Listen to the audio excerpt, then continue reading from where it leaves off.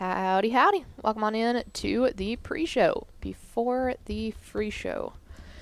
I can always tell when Malpal, I forgot that Malpal did the show on Friday, but I can always tell when I go to put back on the headphones because it's not adjusted to massive dome size. It's adjusted to, normal human head size. So she doesn't have tiny head. No. You just have giant head. I just have, yes. Now, I say that as another member. Of the Giant Head Club. Of the Giant Head. Yeah. You could wear. I would say fraternity, but you're not a dude. You could wear this and it probably would stay about the same thing, but when she does it, I literally have to put it on and then pull the headphones all the way down. Yeah. Yeah, that's a tough thing. Thanks to Mallory for filling in for you on Friday, because you were where were you? I was down in Boerne, Texas. Boerne. Yeah. Did you hear how I introduced you on? Did you hear how I introduced you on Scoreboard? The Hill Country Native. I liked it. Yeah. I did. Yeah, I like to give people a little. There was another time that I introduced Lauren Callender as Baker's mom. Yes, she loved that. I saw that on her Instagram. I try to humanize you guys. I don't know. All y'all are just kind of like my friends, and yeah. I'm like, here's my friend talking into a microphone. Check it out. Wild thing happened. As soon as the game ended, they, shook hands, blah, blah, blah. We get coach's interview done, and then I'm going to try and find Ruben Owens, who I know we're going to talk about later in the show because he kind of popped off. But trying to get an interview with Ruben Owens, the El Campo running back, if you haven't heard of him.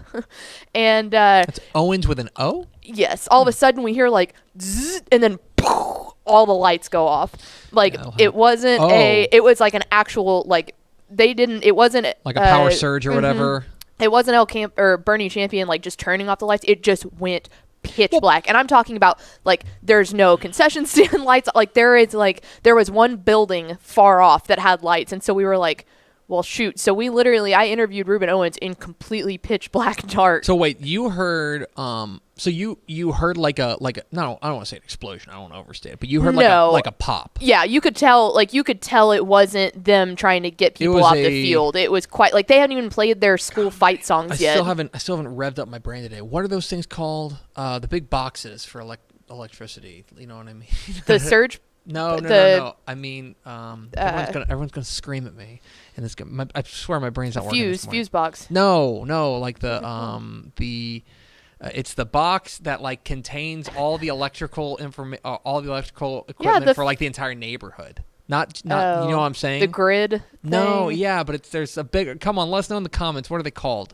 You're gonna say it. I'm gonna be like transformer. Transformer. Thank you. It's a transformer. So a transformer blew. Yes. I had to text our producer Patrick and say hey, my rap is going to be in a weird location. I've either got to go inside or I have to go, and I literally went and stood kind of by a wall that had a light on it. And you know the difference between, because you have certainly, and I know I have too, gotten lights turned out on us. Oh, absolutely. I mean, it happened to us in El Paso. Yes. And Coach Aguilar was not trying to run us out. I think that they were just I think it was it's 10:30, and remember they're in the middle of a neighborhood too. Yeah, so it's Jones. And so I wonder if there's I don't want to say an ordinance, but I think that there's an understanding between them and the people in the neighborhood that right. Hey, you're not going to keep the lights on super long after you need them, right? And it's one of those things. There are certain stadiums around the state that are kind of more of a city atmosphere, like Highland Park. You can see the skyline in the back. If those lights went out, it wouldn't be as dark. Boerne Champions Field was top of the middle of nowhere. The only thing that was right there, and so it was pitch black. They did the fight song and everyone put their phone camera lights on and waved fun. It and stuff. It was kind of cool, but I was uh-oh. Yeah, that's rough. So yeah, that was fun. That's why my rap was super dark. At least you didn't on Thursday when we were doing the interview with John King. They were, and shout out to Mesquite ISD, who's wonderful, and they're doing great. They're doing this for a reason because they value cleanliness and they know that they have to use the stadium the next day. But they were going and cleaning the stands during that with the leaf blower and stuff like that. And so there's just a mountain of the whole time. Coach King, what did you think of your defensive effort in the second half? We heard the leaf blowers go, and Steph goes, Oh no. Yeah, it was rough. It was rough. But that's the glamorous life of on-air talent like Ashley Pickle, who got her photo taken and tweeted to her today. Yeah, from one of our photographers. shout out Alex Gomez. That was a Alex sick Gomez, picture. cool picture. He was great. He Between he that, had you've got your mask photo where you're wearing your parka when it's 98 degrees outside. Oh, shush. No, Alex, he was cool too because he had an FTP that went straight to his phone, so he actually sent me pictures at halftime that we nice. could post out. So yeah, shout out. That was awesome. Good to meet you. Yeah. This happened. That's key, man. Make friends with the photographers. Oh yeah, no. We love they our got your photographers. back. TexasFootball.com/photographers to see our wonderful photographers. But it is worth mentioning. And he said he listens to us like every day, and I said, brother, that's too much nonsense. That is too much. That is above the daily recommended allowance.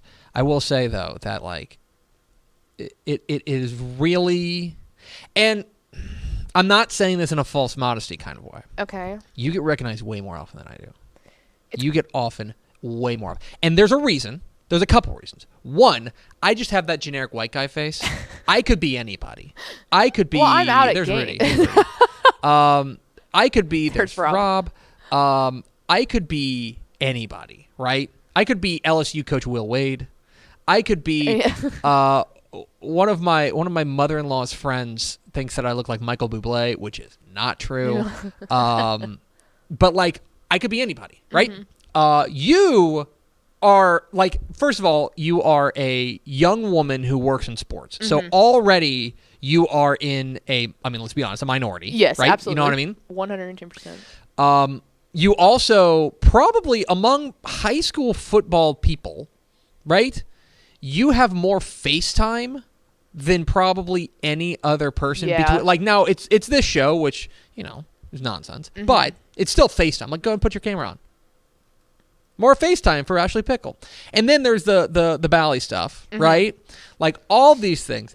I swear, 4 times at Mesquite, and you try to like reflect it back on me, and it's just that's not truthful. I need you to live your truth. You're famous. No, that's all I'm saying. Not true. It is. That's not and between true. the North Texas stuff, like you're the queen of North Texas. Okay, we're gonna hit the theme between expo. I don't Bowl, know what this is. Between the Cotton Bowl, I'm telling you, she gets recognized all the time. No. It happens all the time. And again, that's not like false modesty on my part. And like I don't care. I don't want that from me. Like that seems exhausting. So I don't know, but it's just amazing to always to like be around you and to bask in your reflected glory. Like it's just like it's really cool. So thank you for letting me do that. That was painful. I hate that. That's why we both direct that to Matt Stepp, because that's someone that we can both agree on, and he can't deny it. I don't know. I think you are quickly catching up to Stepp as far as recognizability. Is a recognizability a word? I think so. Recognition. Anyway. Recognizability. Anyway. That's a lot of syllables right there. World famous Ashley Pickle, please hit the theme expo.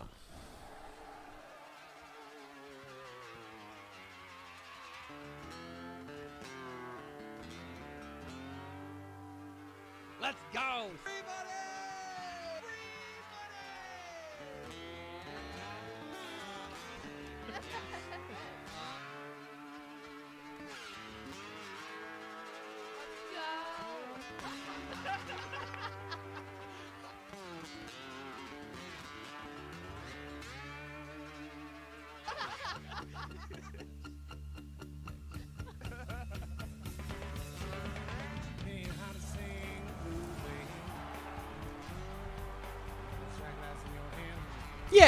Yes, y'all. From the Dave Campbell's Texas Football Mothership here in beautiful Lewisville, Texas, it's Texas Football Today, a show that is celebrating its 1,200 and somethings episode. I don't pay attention to these types of things. My name's Greg Tepper. I'm the managing editor of Dave Campbell's Texas Football magazine, TexasFootball.com, a corresponding website. Thank you for spending part of your day with us. Whether you're watching us live on TexasFootball.com, Facebook, YouTube, or Twitch, or you're listening to us on the podcast, which you can subscribe to on the podcast vendor of your choice. Either way, thank you for doing your part to support your local mediocre internet show. I am sitting over there at the helm today, making us sound good. Dak Prescott, apparently. Yeah. It's game day. They play on Monday night, don't they? Mm-hmm. That's why I knew I could get away with this. Also, this is so clutch. You put the hoodie underneath the jersey and... I mean, it's like 85 degrees outside. Have you sat in this studio? I got to be in here for a long time on Monday setting the show up. So today you gotta come is prepared. Monday, September 27th, 2021. 59 days till Thanksgiving. This is true. I sent my first Thanksgiving prep text Let's this go. weekend to my brother. We're figuring things out. See, my family still does it over email. Because I got I think we're going to go to, and maybe if they want to sponsor us, the Cajun Turkey Company. Oh, nice. I just think we're going to do it. Like, we did it for my birthday, Thanksgiving. I'm super birthday. intrigued by that. I need to look at the rest of their menu. Oh. Because you said that it's... Oh, I'm going to send it to you. It's extensive. Oh, it's bang. Okay. Happy birthday to Avril Lavigne, episode 1249. On today's show, guys, big show, big beefy show. We're going to have Monday Morning Fallout, go overreact to the football weekend. Then we're going to hear from Sinton head coach Mike Troutman. Very low-key, relaxed. Not a hype train at all. Quiet Mike Troutman. Quaint. He's very quaint. Very, very, very. Okay, I got to correct you because I've been corrected on this. Okay. This is 100% true. Okay. Okay, let me run through the rest of the show and then I'll tell you. Okay. Talking to Mike Troutman, then we will Before you reveal roast the me. Dave Campbell's Texas Football Associated Press rankings for Week 6. So we'll have all that coming up here at the back half of the show. Do we have first four through the door? We sure do. It was Jacob John, Rob Hadaway, Tony Blaylock, and Rodney Jedlicka. Welcome in, fellas. Rad. Okay. Okay, gosh. Yes. Okay. This happened to me in college. I was Okay. writing for the Columbia Missourian. Okay. The newspaper in Columbia, Missouri. Okay, that sounds on brand. Tracks. And I used the word quaint in a story. Ooh, is that not the right term? It's not. Like, I think we have this idea of what quaint means. Yeah. It's not. It means, like, okay, I looked it up. Attractively unusual or old-fashioned.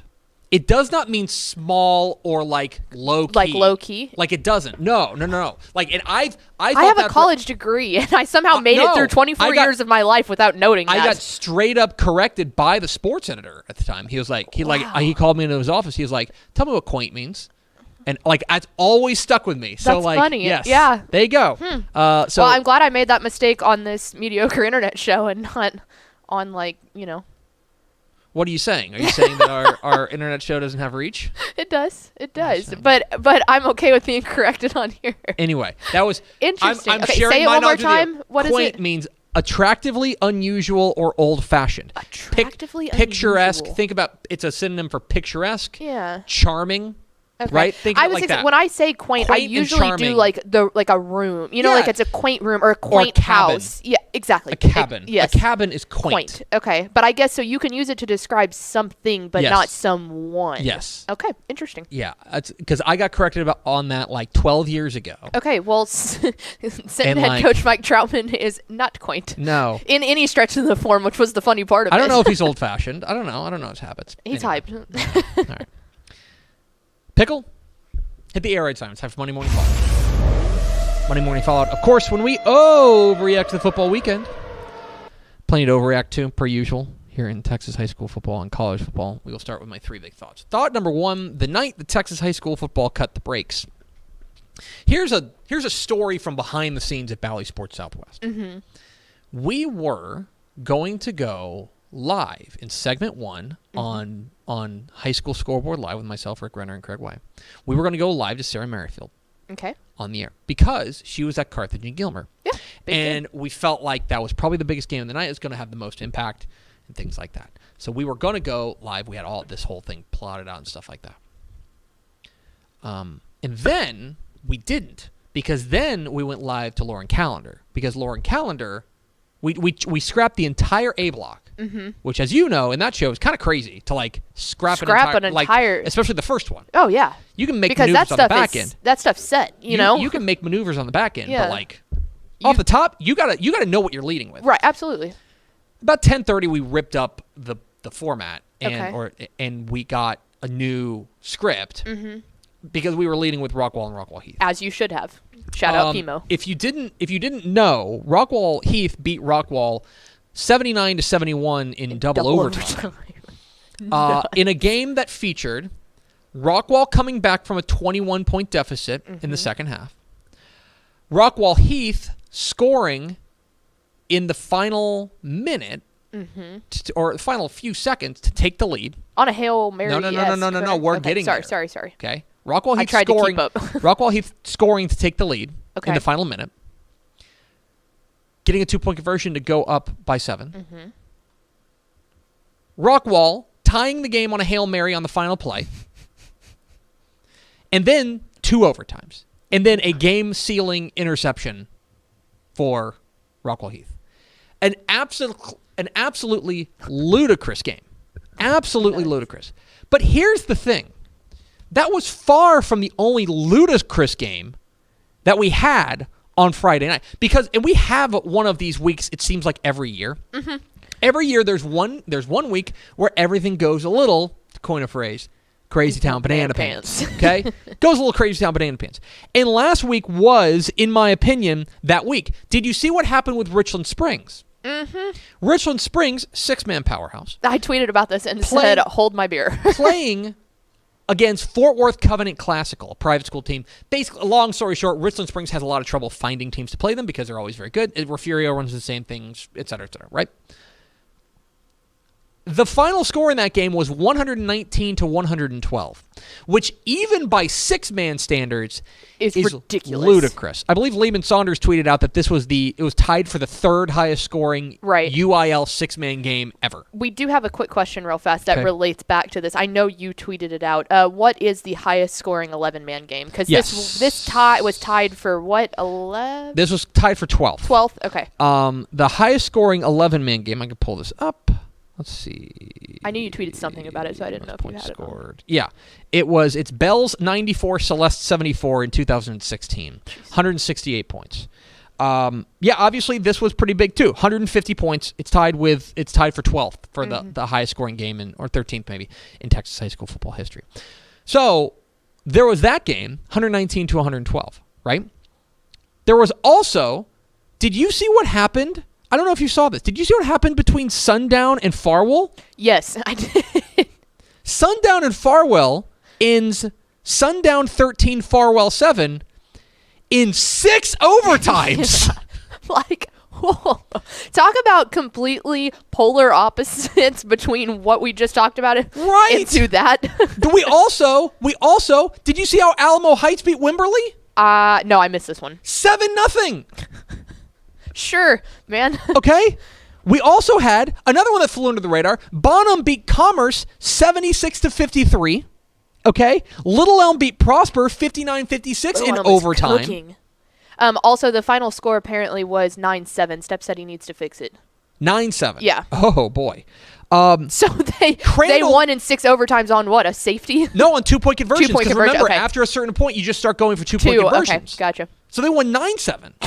Okay, Crandall beat North Forney 71 to 43. Okay, I'm looking at this right now.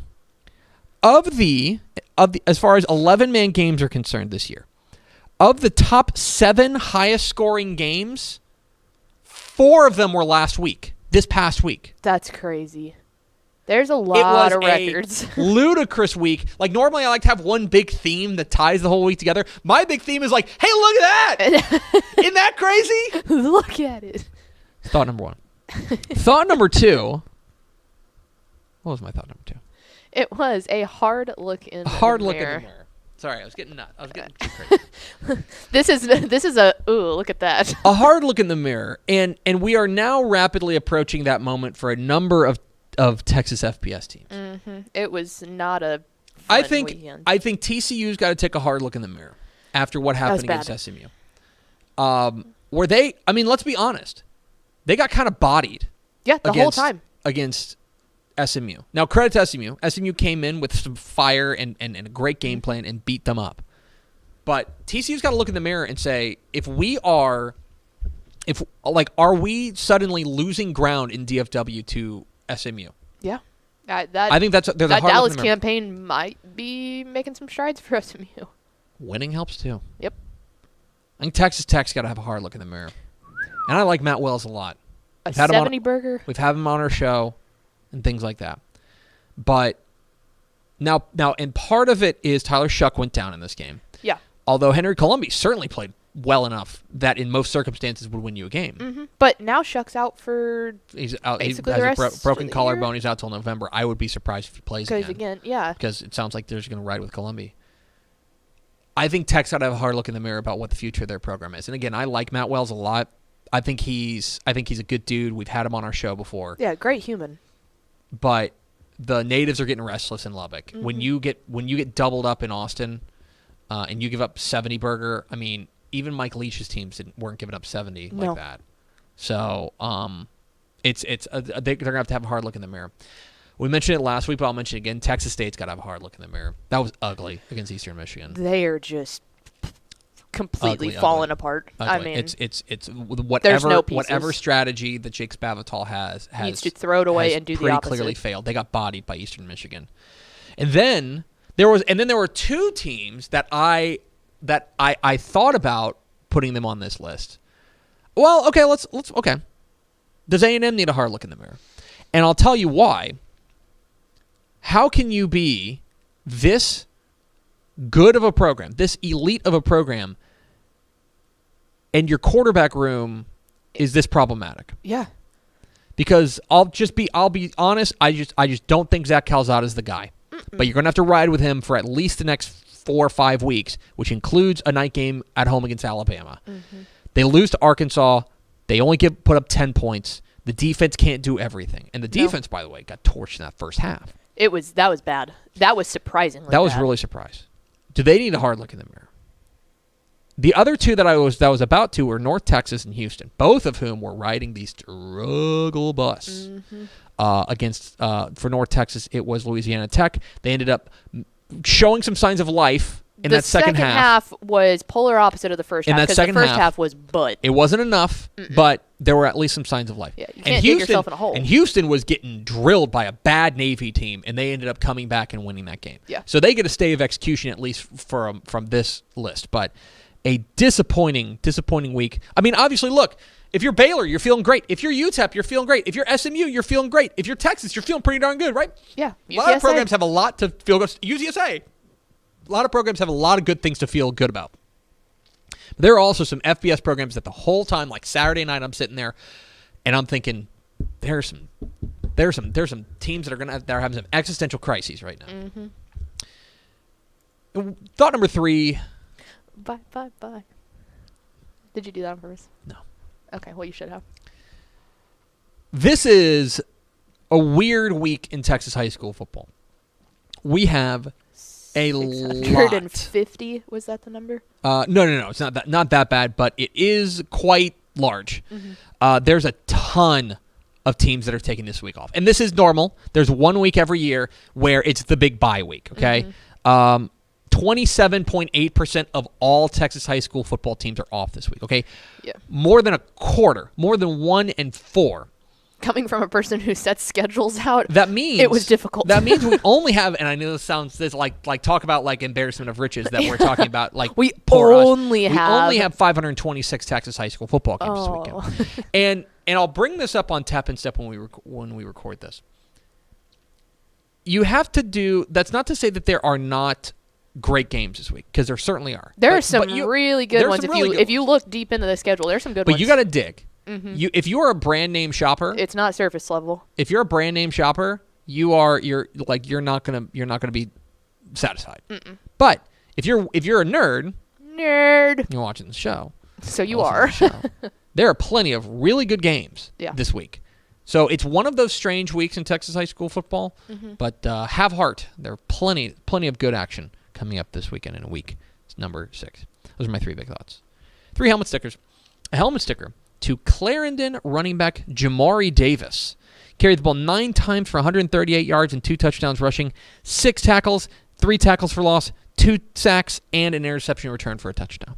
Nice day for him. A helmet sticker to Xavier Worthy. Yeah.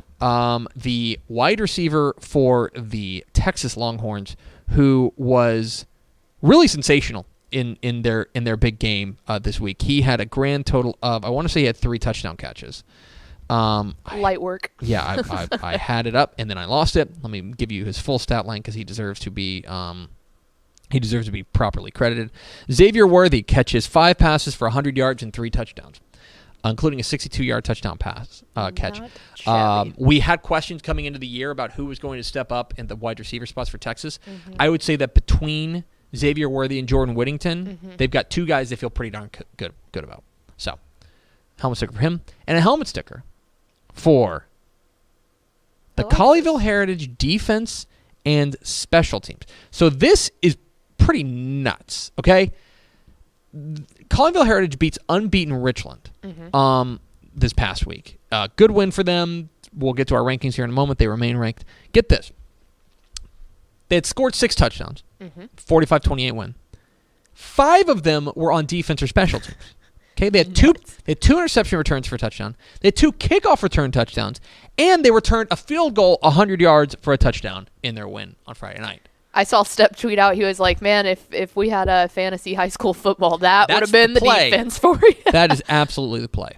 So those are 3 helmet stickers: a helmet sticker, 2 Colleyville Heritage's defense and special teams. 3 teams to watch: Little Elm, Lobos, man. Kendrick Brown, man, doing work there. Little Elm, I believe. I've been trying to verify this. I am fairly certain in looking through my records. I am fairly certain this is the first time Little Elm's ever been 5-0.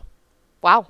I'm fixing to say, when we were watching them at 7-on-7 at some of those SQTs, I was like, they've got something cooking. Got some juice. Yeah. They got some juice. They beat Prosper in overtime, 59-56. Exceptional win for them, and a big win in that district, right? That district of doom. One of those districts of doom, District 5, 6A. That's a huge win for them, and certainly puts them in a position to grab one of those playoff spots. Oh, yeah. UTEP. How about them Miners? Guys. They covered. Guys. I'm looking around, making sure nobody can hear me. Nobody's listening, right? No. Nobody's listening, right? Absolutely no one. Guys, I think UTEP's going to make a bowl. Okay. They beat New Mexico. They're 3-1. They're halfway there. Okay? Yep. They get Old Dominion this week. At the Sun Bowl. Old Dominion's terrible. They are awful. Like, Okay. UTEP is favored this game by 4.5. Yes. Okay? They get UTEP. Okay? Then they go to Southern Miss. Guys, Southern Miss is terrible. They're awful. They're really bad. They've had like 8 coaches in the past 12 months. Okay? And then so then they're gonna play Louisiana Tech. They'll probably lose that game. Yeah. But then they have at that point they have, let's just say that they beat Old Dominion and they beat Southern Miss. Then they're 5-1. They need one more. And here's their schedule. They're home against Louisiana Tech. Probably no. They're at Florida Atlantic. They could. Not necessarily a loss. Home to UTSA. Probably not happening. Yeah. At North Texas. They could win. Home to Rice. They could definitely win. They should win that one. They're going to have some shots. I'm telling you, my thought on Saturday night was, is UTEP going to mess around and get into a bowl? That would be. I think they're getting into a bowl, guys. We need a UTEP watch party. Oh, man. Although that bowl's almost certainly during state championship. Oh, yeah. And Lorena. We got asked a question last week on Mailbag Friday. We got asked about Lorena. They asked, are they the favorite in Region 3?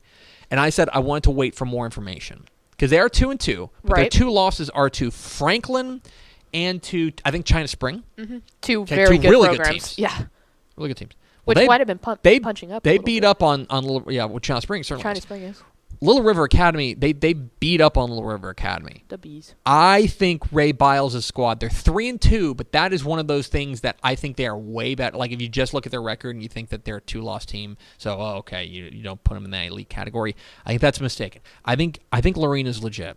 That's certainly a team to watch.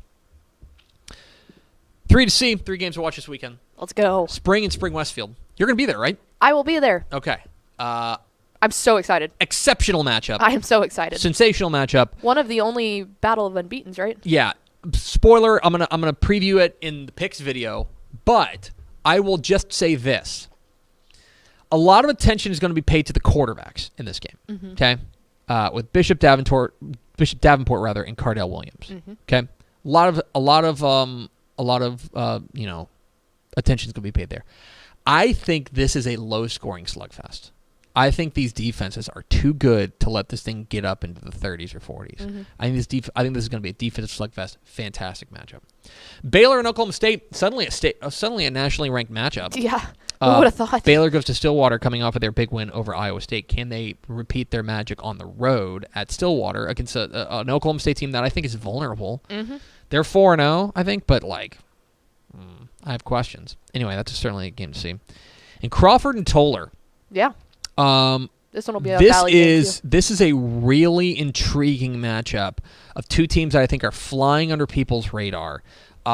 These are two teams that I think have the juice, have an opportunity to make a deep run. And when you take a look at what Toller's about, their offense has been fantastic. They've got a freshman running back and a senior running back who are doing a lot of work. Crawford's given up 18 points in 4 games. They're really, really sound. Outstanding matchup, a district opener for both these teams. Really excited to see that game at Rattler Stadium in Toller. Those are 3 to see. That is Monday Morning Fallout. We are Texas Football Today. We're here every weekday at noon on TexasFootball.com, talking football in the Lone Star State. You can follow us on Twitter at DCTF, like us on Facebook, Facebook.com/Dave Campbell's. Follow us on Instagram, Instagram.com/Dave Campbell's, and of course, see us at TexasFootball.com.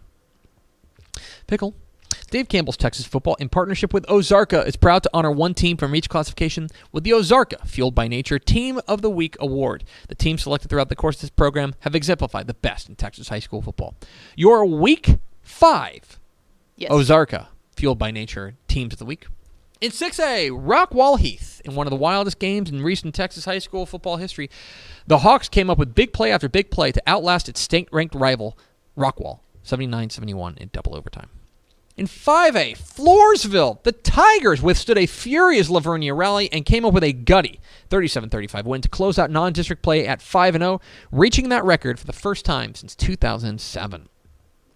In 4A, Orangefield, freshman Ty Butler kicked a 27-yard field goal with 9 seconds remaining as the Bobcats took down Silsbee 16-14 to win their District 11 4A Division I opener and beat the Tigers for the first time ever. Wow. 3A, Gladewater. DJ Allen ran for a touchdown, then found Eli Cates for a go-ahead 2-point conversion with just 28 seconds left as the Bears rallied from a 14-point fourth quarter deficit to take down number 3 Tatum 29-28. 2A, Iola. In a defensive slugfest, the Bulldogs got a go-ahead touchdown from Brian Cosby in the third quarter and made it stand up for their first victory of the year, beating district rival Snook 7-6. In 1A, Santa Ana. The Mountaineers are 5-0 for the first time since 2012 after surging past Medina 65-20. And in the private school ranks, Houston Second Baptist. Eli Smith ran for a go-ahead 10-yard touchdown in the fourth quarter, and the defense came up with one last stop as the Eagles upset state-ranked 4A squad Port Lavaca Calhoun 23-19. So those are your Ozarka Fueled by Nature Teams of the Week. In 6A, Rockwall Heath. In 5A, Floresville. In 4A, Orangefield. In 3A, Gladewater. In 2A, Iola. In 1A, Santa Ana. And in the private school ranks, Houston Second Baptist. Congratulations to all the schools. We salute you. For more information, visit TexasFootball.com. And now, a word from our sponsor.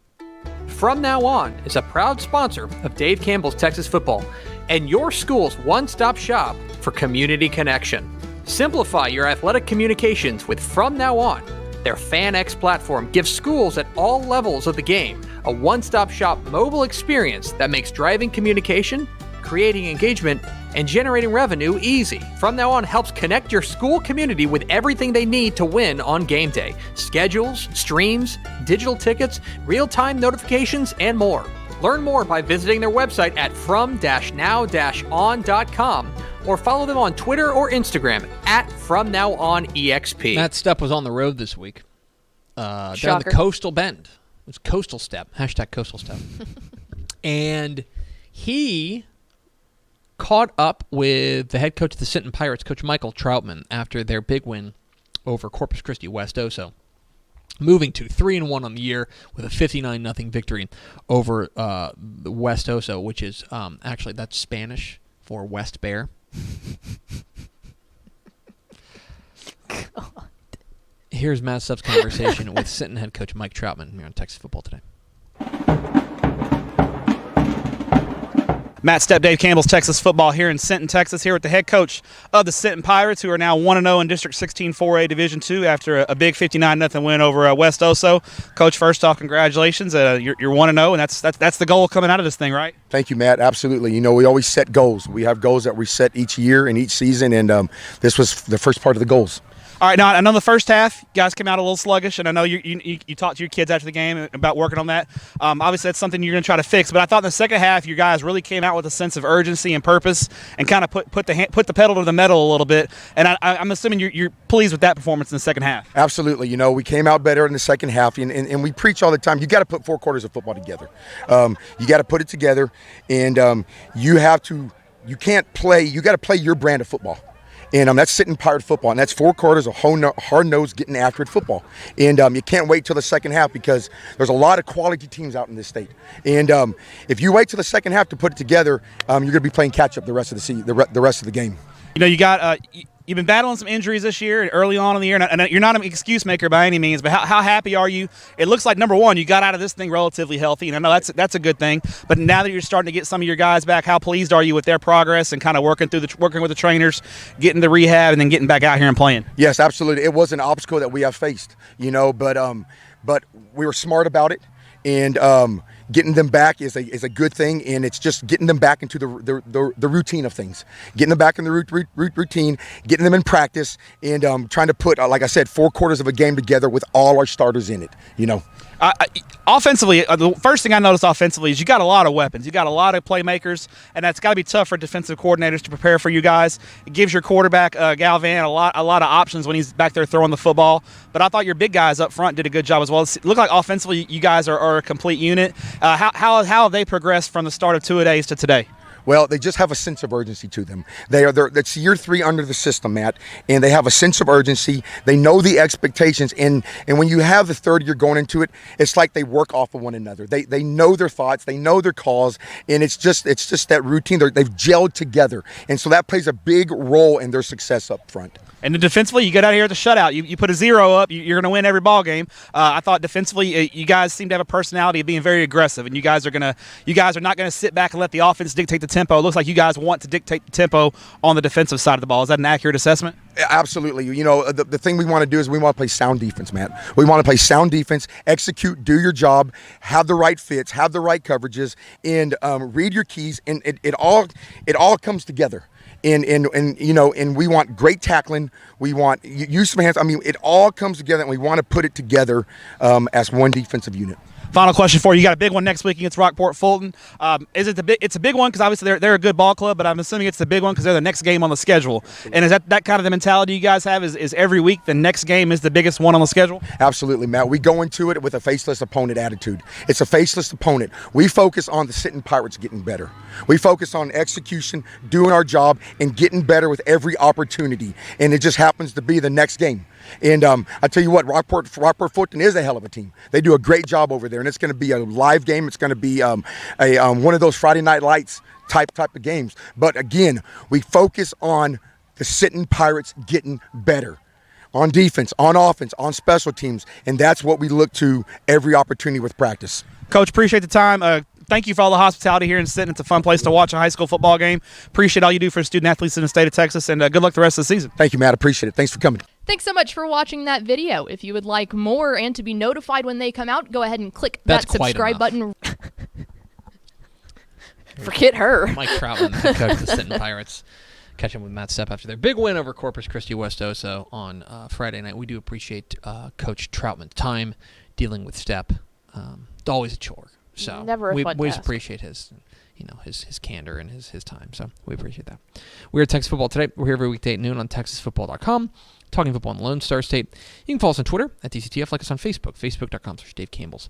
Follow us on Instagram, Instagram.com/Dave Campbell's, and of course, see us at TexasFootball.com. Hey, if you're not a Dave Campbell's Texas Football subscriber, we would certainly hope that you would do so. Yeah. TexasFootball.com/subscribe helps make shows like this possible, as well as I don't know, you get all sorts of good stuff. That seems like a bad pitch. What's something that you get for your subscription? Because it doesn't help when I'm just like, hey, subscribe, and it'll help feed my kid, because people don't care about that. What about... You get to see Steps previews. Get Steps previews. Which are huge. You could have seen our rankings by now. Yeah. Because rankings go up for insiders.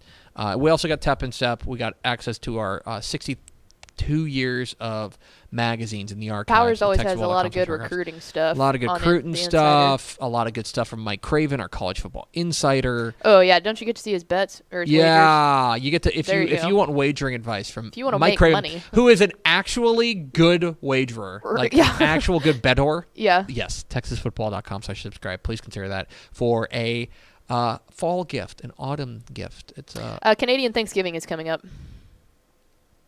Celebrate with Texas football. Bing. Pickle. Dave Campbell's Texas Football, in conjunction with the Texas Bowl, is proud to present the Mr. Texas Football Player of the Week award to the most deserving high schooler in the state of Texas. Every Monday, TexasFootball.com announces 10 candidates for that week's award based on the previous week's on-field performance. We then leave it up to you, voting at TexasFootball.com. Voting closes each Friday at noon, with the winner being announced shortly thereafter right here on this very program. 10 more candidates this week. Who popped off? We'll start. Channelview quarterback Demetrius Charles. Now, Channelview has a history of putting out good quarterbacks. Perhaps Yes. you know one of them. Perhaps one of them is playing tonight. Interesting. Demetrius Charles, trying to get on that level. 23 of 37, 345 yards, 5 touchdowns passing, 200 yards and 2 touchdowns rushing. That's a cool 545 yards and 7 touchdowns total. Sinton running back Rylan Galvin. 23 carries, 251 yards, and 5 touchdowns on the ground, plus a 36-yard receiving touchdown. Rockwall Heath running back Zach Evans, 33 carries, 270 yards, and 5 touchdowns on the ground in Heath's wild win over their rival, Rockwall. El Campo running back Ruben Owens, 18 carries, 344 yards, 4 touchdowns rushing, and an interception on defense. He didn't throw an interception. He had the interception on defense. Just for fun. McAllen wide receiver Christian Echezarreta. Yeah. Christian Echezarreta. I should have read this beforehand. I apologize, Christian, because all you did was have 7 catches for 310 yards and 4 touchdowns receiving. I think he might be the leading Holy cow. receiver in the 11-man ranks in the state. Yeah, that stat line seems like that would do it. Big Spring wide receiver and defensive back Keegan Mitchell. 10 catches, 138 yards, 2 touchdowns receiving, and he returned a fumble, 95 yards for a score for Keegan Mitchell at Big Spring. Azle quarterback Chris Lee, a name we've had on this list a number of times. Just make him the player of the week already, guys. 17 of 22, 339 yards, 7 touchdowns passing for Chris Lee at Azle. Bonham running back and defensive back Jaron Ross, 33 carries, 289 yards, 5 touchdowns rushing, 9 tackles, and an interception return for a touchdown. And finally, Corrigan Camden athlete Javorian Williams, 37 carries, 312 yards, 6 touchdowns rushing.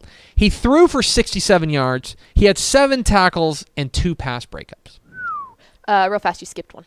Did I? Yeah, Lockhart. Lockhart quarterback Ashton Dickens, 17 of 23, 247 yards, 4 touchdowns passing, 117 yards, 2 touchdowns rushing. How could I forget him? Lockhart Goodness. quarterback Ashton Dickens. So those are your Week 5 Mr. Texas Football Player of the Week nominees. Vote now at TexasFootball.com. Vote early, vote often, vote now. TexasFootball.com. All right, Pickle, there is just one last thing to do. Rankings season. And that is to pull up on our computer things. You're doing the rankings thingy. And here we go. Dave Campbell's Texas Football is ready to unveil its Week 6 statewide Texas high school football rankings for the 2021 season. The rankings are compiled by the Dave Campbell's Texas Football staff. Dave Campbell's Texas Football has published the state's most respected Texas high school football rankings for decades and is the official rankings provider for the Associated Press since 2019. Weekly rankings are revealed live on TexasFootball.com every Monday at 12:30. 12:38, it's not bad. Hey, Not bad. we almost hit that spot on. Complete rankings can be found at TexasFootball.com/rankings. Let's start, Pickle, with Class 6A. And in Class 6A, you're going to notice a little bit of change, especially down at the bottom, because that is where you're going to find a few newcomers to the rankings. Most notably, or actually just one of them, and that is Smithson Valley. Smithson Valley, with their win over New Braunfels, cracks the top 25 at 5-0 with a 41-24 win over those Unicorns of New Braunfels. The only team that lost here was Clear Falls. Clear Falls drops out after their loss this week. They are out of the top 25. Everything else, essentially chalky I'm looking at this, and yeah, a little bit of movement. Rockwall Heath stays the same at number 8. Rockwall, we dropped them from number 12 to number 15 by virtue of their loss to Rockwall Heath. But overall, mostly the same. The top 10 entirely intact in Class 6A. To 5A we go. 5A Division 1 is a bit of a mess right now, I'll be honest. So Manville loses to Fort Bend Hightower. They drop out of the rankings now. They're out of the rankings. Moving up to number 4 is Longview with their win over West Mesquite. Everyone else kind of nudges up. One leap here we made. We moved Amarillo Tascosa from number 7 to number 9 to number 7. A big win for them. And new to the rankings, the aforementioned Fort Bend Hightower, who beat Manville 16-12. They are number 10 in our 5A Division 1 rankings.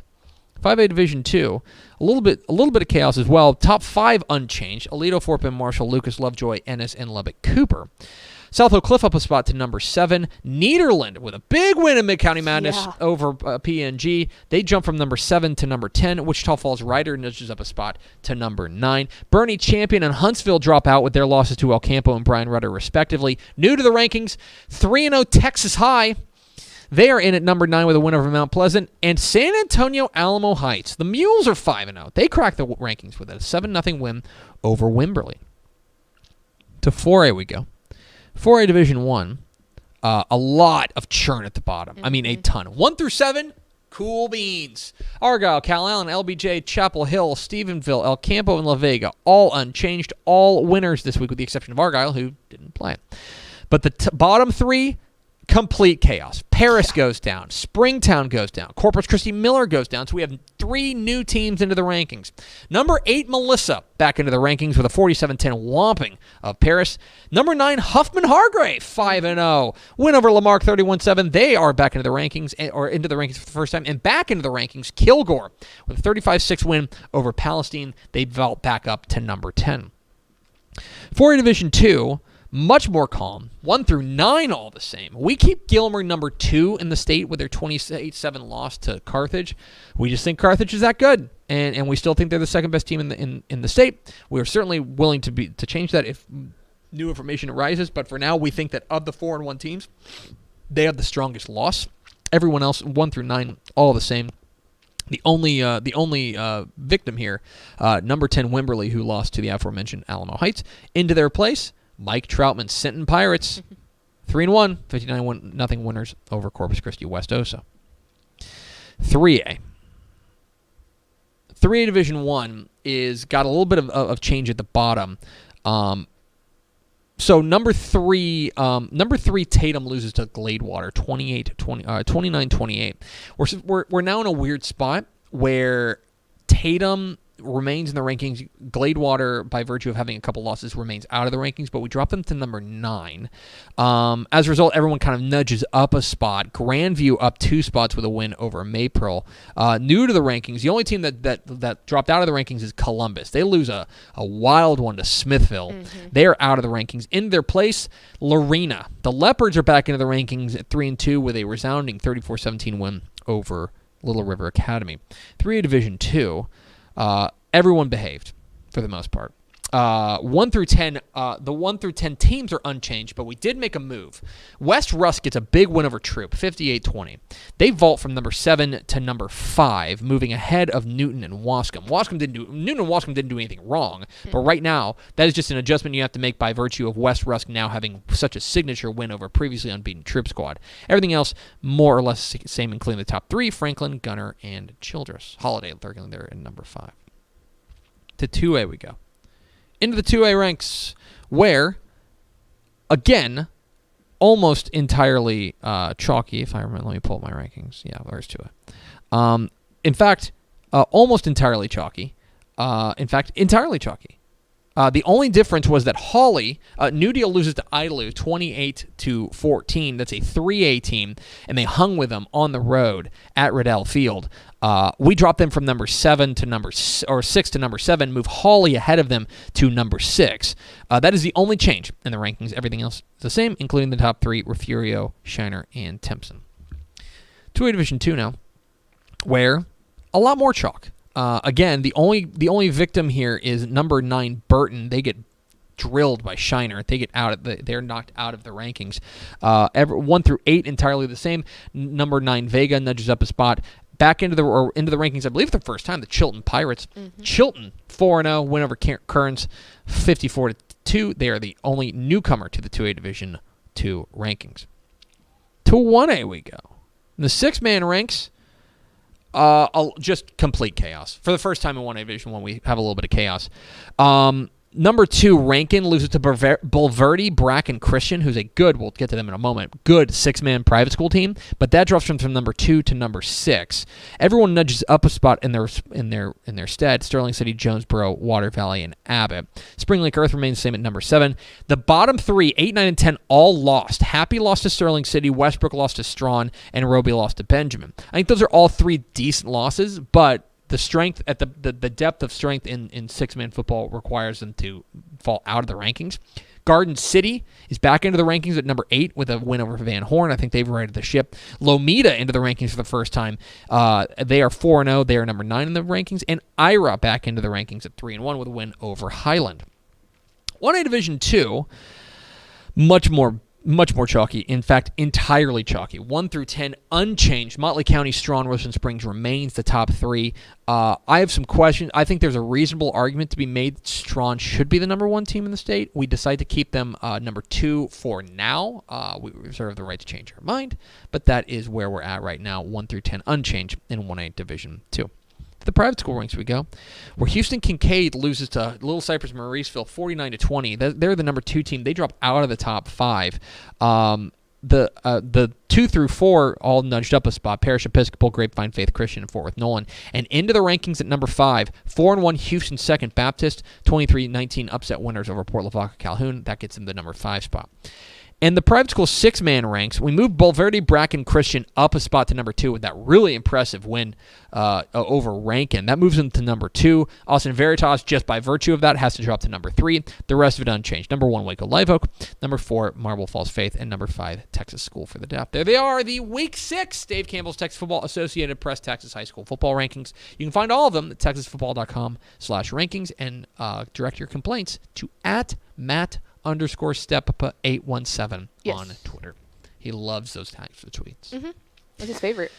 Now let's go over to Ashley Pickle, a.k.a. Dak Prescott, for America's second favorite segment, Final Thoughts.